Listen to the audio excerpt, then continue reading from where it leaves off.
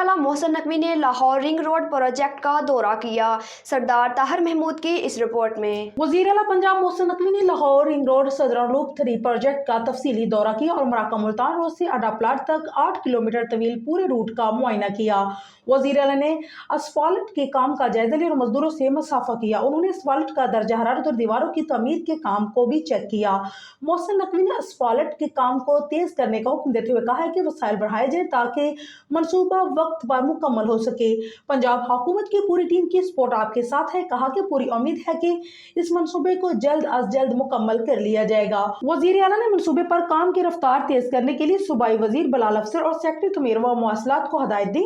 वज़ीर आला मोहसिन नकवी ने कहा है कि रिंग रोड सदर लूप 3 की तकमील से आवाम को आमदरफ्त की बेहतरीन सहूलियात मिलेंगी। 8 किलोमीटर तवील सदर लूप प्रोजेक्ट को तहफ़्फ़ुज़ के लिए खोल दिया जाएगा। ब्रीफिंग में बताया कि 8 मेन स्ट्रक्चर्स में से 6 मुकम्मल जबकि 20 छोटे स्ट्रक्चर तमाम मुकम्मल कर लिए गए हैं।